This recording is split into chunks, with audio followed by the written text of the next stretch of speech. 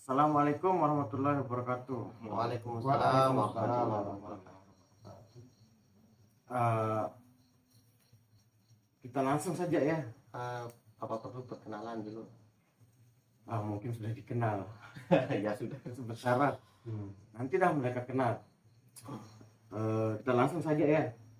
Ini video ini kita buat semoga saja bisa sebagai tolak ukur untuk berpikir para ulama dan MUI. Kira-kira seperti itu. Ya, kurang lebih. Ya, kurang lebih ya. Ini sedikit cerita untuk umat Islam. Bismillahirrahmanirrahim. Tuhan yang Maha Esa adalah pencipta dan mengurus sekaligus menetapkan hukum di alam semesta ini. Tuhan yang Maha Esa, dialah yang menciptakan alam ini dan sekaligus mengurus segala sesuatu di alam semesta ini dan juga menetapkan hukum perkara-perkara di alam semesta ini. Tuhan alam semesta menurunkan Al-Quran dan beberapa kitab lainnya. Dan Al-Quran itu adalah penyempurna, ringkasan dari seluruh kitab. Menurunkan Al-Quran sebagai penyempurna dan sekaligus menjadi petunjuk jalan dan aturan hidup bagi manusia.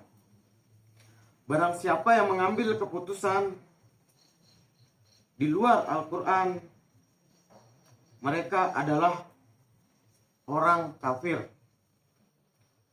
Dan umat Islam harus beriman pada Al-Quran. Nah, dari sini sudah jelas segala aturan hanya milik Allah. Kita coba tentang keluarga. Satu, Tuhan menetapkan seluruh orang mukmin mereka bersaudara. Dua, ikatan kekeluargaan orang Islam adalah La ilaha illallah Muhammad Rasulullah. Tiga, tidak ada perbedaan pada setiap insan. Dan yang membedakan mereka di sisi Tuhan hanyalah ketakwaan. Empat, perbedaan derajat manusia adalah akhlak, ilmu dan adab. Akhlak itu kesadaran, ilmu itu pengetahuan, adab adalah adat atau tata cara. Nah, tentang nasab. Satu, nasab adalah hubungan kekeluargaan yang sama terikat dalam satu, sama-sama dalam keimanan.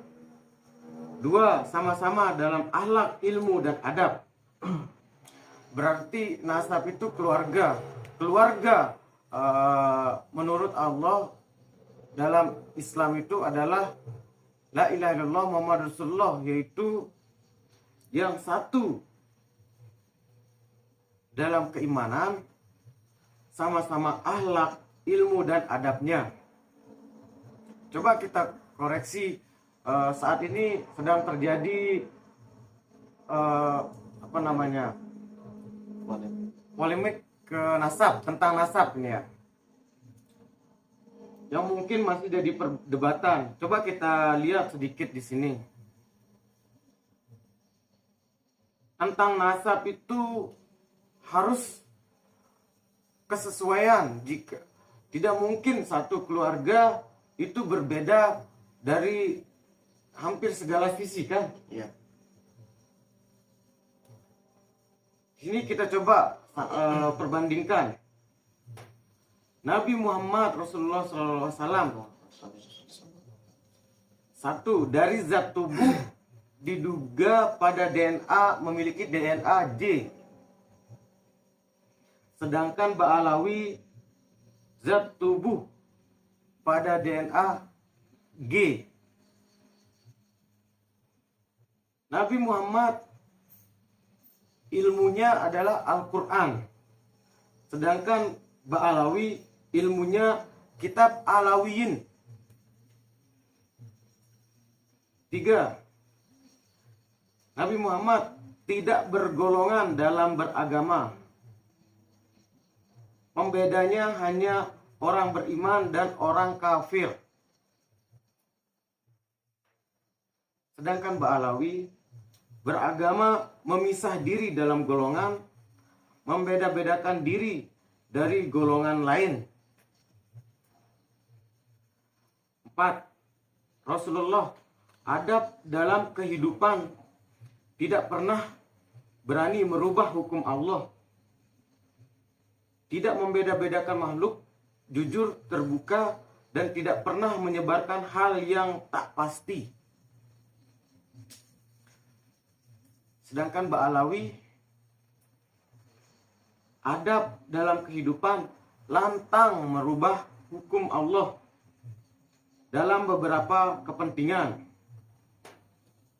Banyak membedakan derajat sesama manusia, banyak hal ganjil dan tertutup, dan banyak menyebarkan khurafat. 5. Untuk Nabi mengaku diutus Tuhan alam semesta, Allah Rabbul Alamin, dengan bukti nyata dan membawa Al-Quran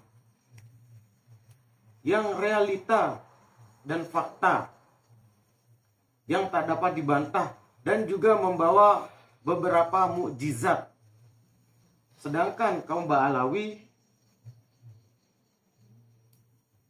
mengaku keluarga Nabi bermodal tulisan yang mengaku tanpa bukti nyata dan penuh keraguan-raguan, dan dibantu pengakuan pengikut fanatik mereka yang tanpa bukti nyata, yang hanya mengikuti prasangka-prasangka belaka.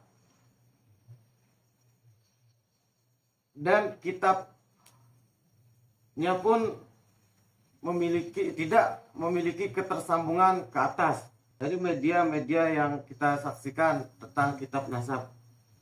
Dan masih banyak perbedaan lainnya. Dari perbandingan di atas, tidak mungkin mereka termasuk keluarga dari Nabi karena berbeda beberapa perbedaan. 1. Berbeda jauh dari zat DNA tubuh, berbeda dalam sifat, berbeda dalam akhlak kepada Allah dan kepada manusia. Dakwahnya banyak berbeda. Nabi mendakwahkan yang hanya Al-Quran dengan bukti nyata, sedangkan Ba'alawi dakwahnya penuh khayal dan khurafat. Nabi tidak tersesat dan selalu berjalan lurus dengan Al-Quran, sedangkan Ba'alawi banyak membawa paham kesesatan yang bertentangan dengan Al-Quran. Dari perbandingan di atas, jelas Ba'alawi bukanlah termasuk keluarga Nabi. Berdasarkan perbedaan di atas, seperti yang difirmankan Allah Surat Hud ayat 45 dan 46. Kita ambil contoh dari sini. Ayat 45. Dan Nuh memohon kepada Tuhannya sambil berkata, "Ya Tuhanku, sesungguhnya anakku adalah termasuk keluargaku, dan janjimu itu pasti benar. Engkau adalah hakim yang paling adil." Dalam surat Hud ayat 46, Allah menjawab di sana. Dan Allah berfirman, "Wahai Nuh, sesungguhnya dia bukanlah termasuk keluargamu, karena perbuatannya sungguh tidak baik. Sebab itu jangan engkau memohon kepadaku sesuatu yang tidak engkau ketahui. Aku menasihatimu agar tidak termasuk orang yang bodoh." Dari ayat Al-Quran di atas sudah jelas di sana, yang terhitung sebagai keluarga Nabi adalah mereka yang sejalur dalam perjalanan. Jika mereka berbeda dalam hampir banyak hal, mereka bukanlah bagian dari keluarga Nabi. Dari contoh ayat di atas, di sana Nabi Nuh sendiri berdoa kepada Allah untuk anaknya karena dia mengatakan dia adalah keluarganya. Akan tetapi Allah tidak mengakui anaknya Nuh sebagai keluarga hanya karena perbedaan sifat. Lalu bagaimana kita mengakui Ba'alawi sebagai keluarga Nabi, sedangkan perbedaan Nabi dan kaum Ba'alawi seperti langit dan bumi, anaknya Nuh dan Nabi Nuh. Hanya saja sekarang kita harus berpikir sebagai umat muslim,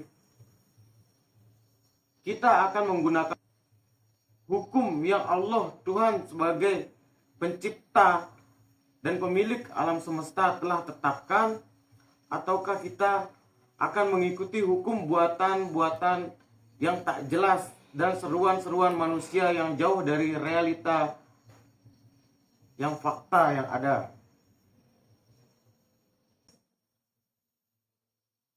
Dan berdasarkan ayat Al-Quran Al-Ahzab surat 33 ayat 40, Muhammad itu bukanlah bapak dari seorang di antara kamu, tetapi dia adalah utusan Allah dan penutup para nabi. Allah Maha mengetahui segala sesuatu.